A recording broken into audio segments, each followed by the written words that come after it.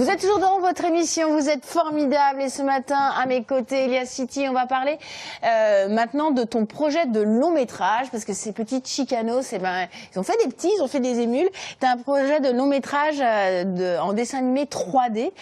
Comment ça s'est passé? On est venu à toi, c'était ton désir? Ouais, on est venu à moi parce que moi j'ai toujours mon rêve c'était le cinéma, le théâtre. J'aurais pas fait du graffiti, j'aurais aimé rentrer là-dedans, mais pour moi c'était inaccessible. C'est vraiment. Tout est possible, tu me l'as dit en Oui, tout est possible, mais à l'époque, oui, voilà. rentrer par la porte de derrière avec mes chicanos. Et en fait, non, on m'a contacté, on m'a proposé de me racheter mes droits pour produire un long métrage en 3D. Et au début, j'y croyais pas trop parce que je me dis pourquoi moi?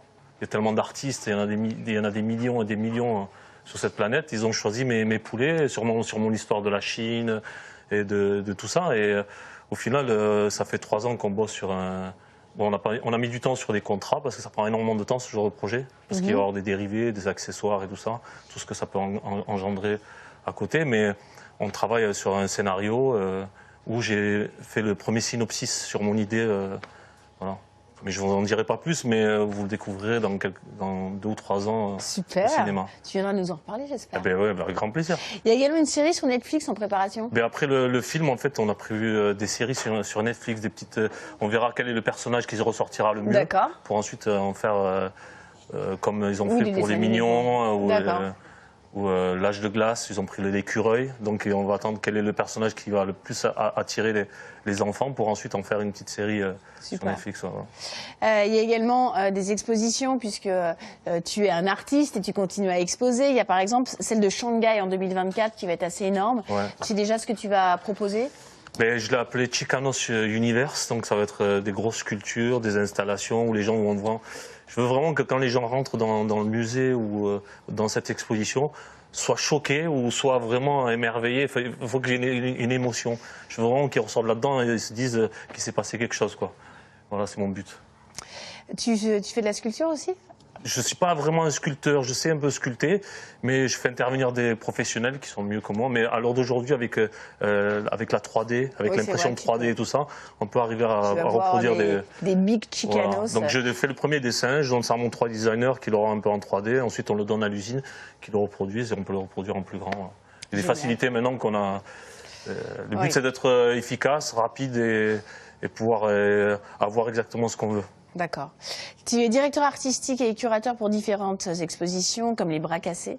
Est-ce que tu peux nous expliquer ce qu'étaient les bras cassés? Mais les bras cassés, c'est un ami à moi qui a atteint l'homéopathie et en fait, il peut absolument pas bouger avec son corps et son rêve, c'est d'avoir au moins.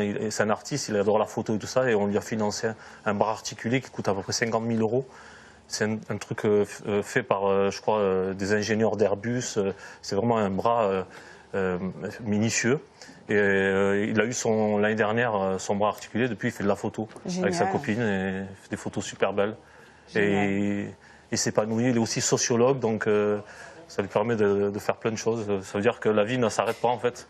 On continue. J'ai aussi un ami qui s'appelle Pone, qui fait partie de la Funky Family, qui lui a écrit un bouquin de 500 pages, a fait un album avec plein d'artistes et tout ça, et qui va faire la musique des Jeux Olympiques. Et lui a atteint la maladie de la Charcot.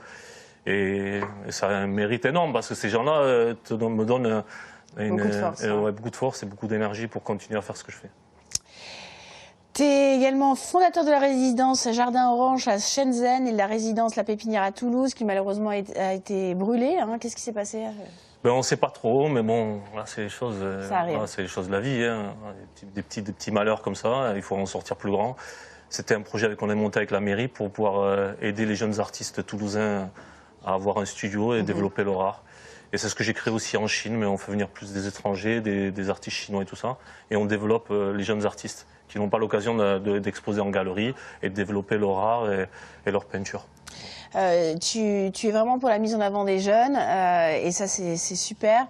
D'ailleurs tu as vécu une véritable tragédie, le monde du graphe a vécu une véritable tragédie il y a quelques temps. Pierre Audebert et Julien Blanc qui sont 2 jeunes graffeurs ont été fauchés dans le métro new-yorkais et tu as décidé de leur rendre hommage. Ouais, c'était mes deux petits frères en fait que j'ai pris sous la main. Ils faisaient pas du tout de toile auparavant, ils peignaient beaucoup dans la rue, ils faisaient des métros de New York, des trains et tout ça. Parce que nous dans le milieu du graffiti, On adore faire prendre des risques. Oui, ça fait partie de l'ADN du Graff. Ça fait partie du jeu.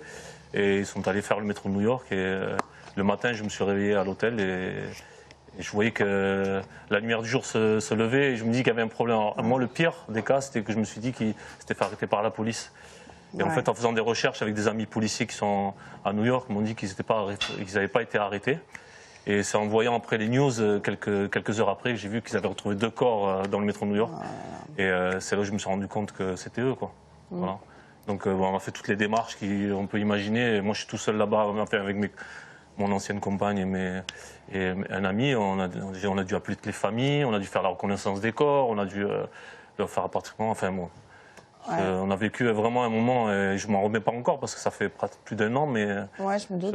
On ne réalise pas encore parce que c'était des gens avec qui j'étais 24 heures sur 24. On faisait tout ensemble. Et du coup, tu as un discours qui a changé, toi? Tu penses que tu peux être porteur d'un discours justement pour faire attention? Je sais que c'est le grade d'aller mixer. Là, je peux rien dire. Les graffeurs, ils vont faire des métros, comme quelqu'un qui va conduire sa Formule 1. Ou quelqu'un qui va monter l'Everest, ou quelqu'un qui va sauter en parachute, on va lui dire quoi? Ne vis pas de ta passion. En plus, c'est un projet artistique, nous, qu'on fait vraiment. Quand on va faire un métro de New York, ou un métro, ou un train, ou quoi que ce soit, c'est vraiment, on veut poser de la peinture pour qu'on puisse voir notre train circuler, le prendre en photo et en vidéo. C'est un projet artistique, mais les gens le voient différemment. On voit ça.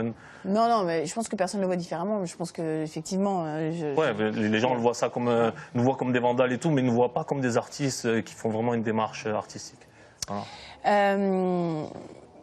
Outre tes qualités artistiques, plastiques, tu l'as dit, ce que tu aimes, c'est la musique. Tu étais DJ, tu pratiques toujours? Oui, je suis toujours DJ. Ça, la musique, c'est mon truc. La musique, la peinture et le football. D'accord. Voilà. Et les femmes après. Je rigole. Le cameraman, il rigole aussi. Non, le DJ, non, j'ai toujours grandi avec la musique. Et moi, je suis un collectionneur de disques. Bon, le disque a disparu plus ou moins, il est en train de revenir, mais j'adore la musique. Tu dis qu'en fait, l'armée, ça a été ton seul vrai métier. Ouais, c'est mon seul métier, mais j'étais en dépression, mais comme jamais. J'étais en pleine bourre, je voyageais, je faisais des expositions dans le monde entier. On m'a dit, maintenant tu stoppes, tu vas à l'armée. Donc je me suis échappé pendant 15 jours à l'armée, ils m'ont mis 4 jours en prison. Parce que j'étais déserteur.